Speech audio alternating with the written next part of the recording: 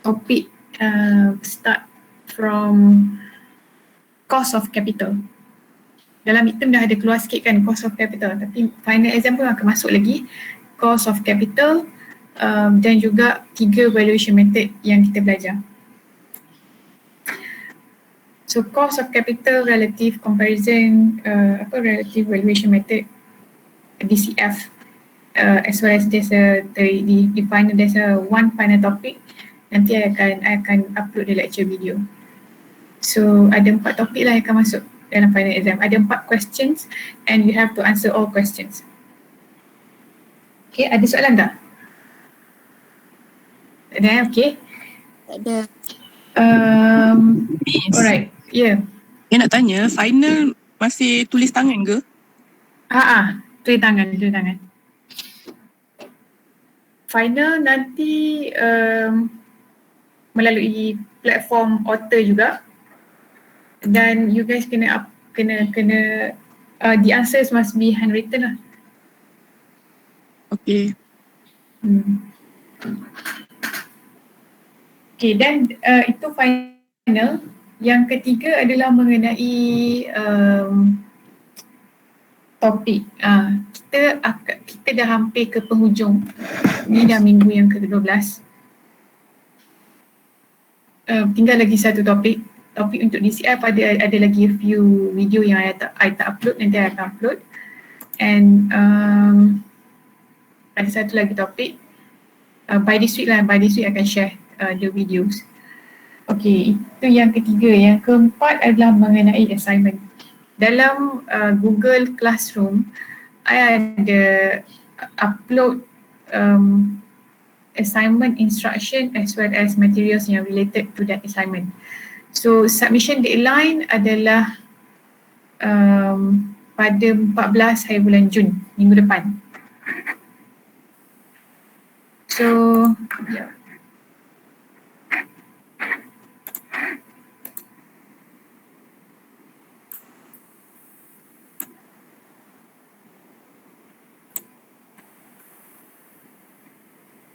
Okay, assignment.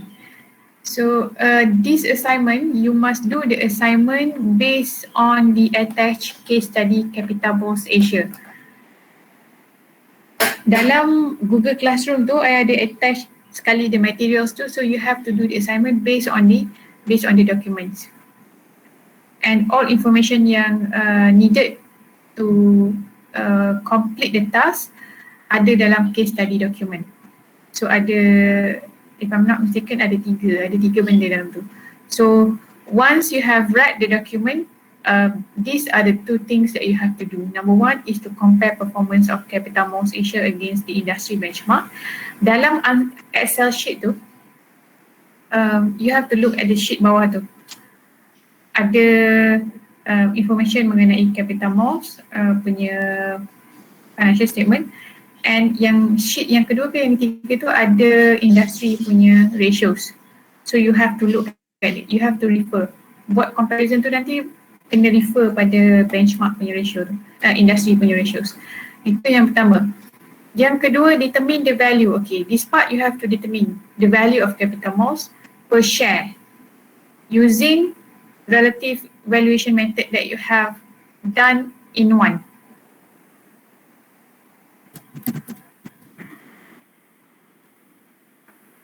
Alright.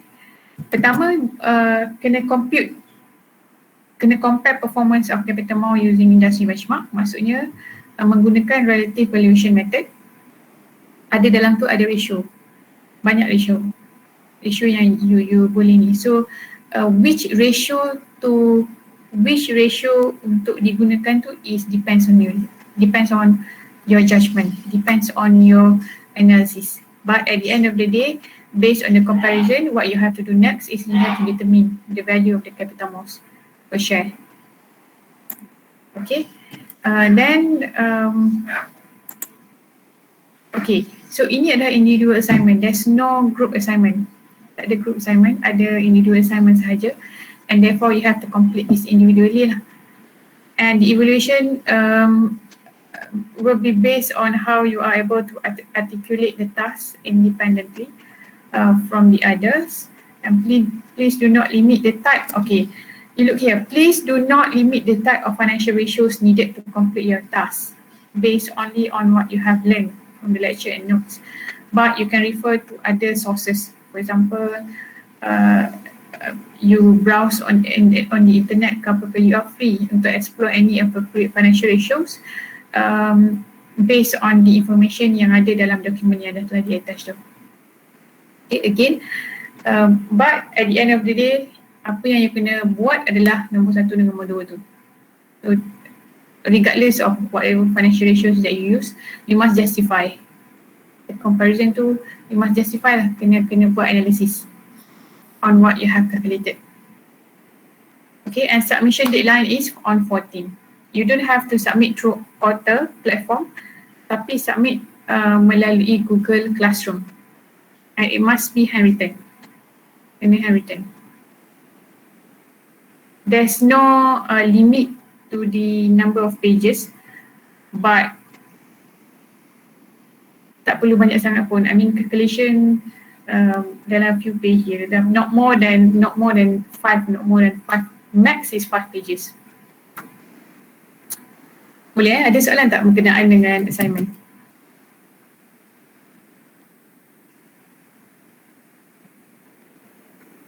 Miss, sorry, assignment pun tulis tangan ya? Tulis tangan. I prefer tulis tangan. Okay.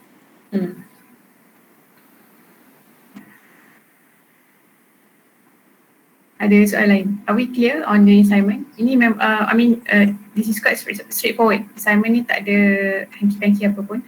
Cuma just buat calculation and determine the value and do some analysis tu je. Ada soalan lain? Madam, can the deadline be extended longer? Because right now we have many things to do. So when do you want to submit this?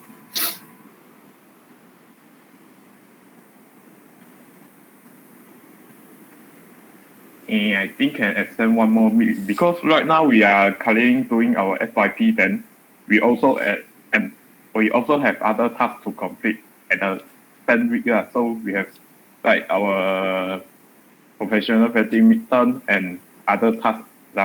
So we have many tasks to do. Okay, we cannot finish in time for this task. I'm not going to give you 1 week extension. Instead, because I have shared this on 3rd June, if I'm not mistaken. So I'm going to give you 14. Can we settle at 18 June? Would that be okay? Okay. Okay, Miss. 18 Jun. So nanti I akan edit balik dekat Google Classroom. Okay, any more question on assignment? Ada soalan lain tak?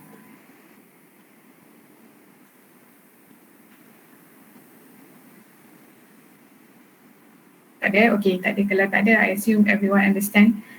Clear dengan benda ni. I repeat, untuk final exam, ada start from topik cost of capital. Untuk topik cost of capital tu kena make sure faham macam mana nak kira cost of equity, cost of debt, cost of preferred share, WACC, and then how to evaluate those calculation. Yang tu kena faham. Yang kedua, and then all the valuation method yang kita belajar. Yang I dah upload lecture videos, so have a look. You have to listen to the videos. Ada beberapa contoh calculation yang I share and kena faham that part. Kalau tak faham, and then you kena tanya. Boleh I was thinking about having another class, online class, whereby we're going to do some kind of revision before the final exam. Maybe next week. So nanti I akan share some revision punya questions so that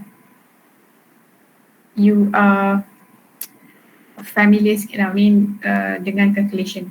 dengan calculation punya part. So untuk final exam, focus more on the calculation punya part and how to evaluate the results. I mean how to evaluate the numbers lah, the values. So yang tu kena faham. Okay, ada soalan lain tak? Sebelum kita stop, sebelum kita end the class.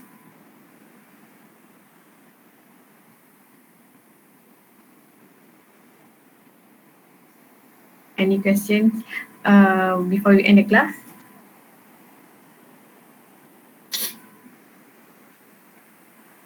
Tak ada Miss, tak ada. Miss. Ya. Miss, kita nak buat revision tu minggu depan. Minggu depan. Why not before 2 weeks before final? 2 weeks before, kalau 2 weeks before final is on minggu depan lah. 2 weeks before final, right? A weeks ke sebab maybe busy kot. Kalau ramai TSM nanti mesti orang lupa ni revision tu.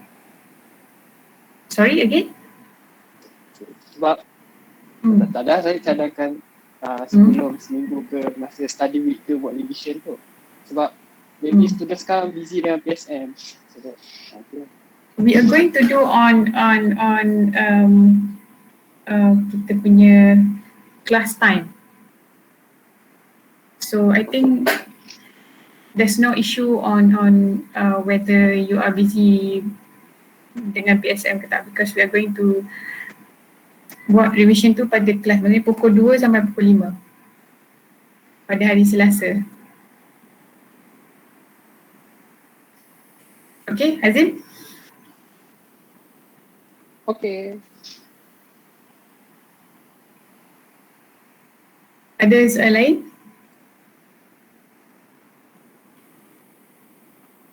Bila you guys dah tahu ke exam bila? Berapa hari bulan?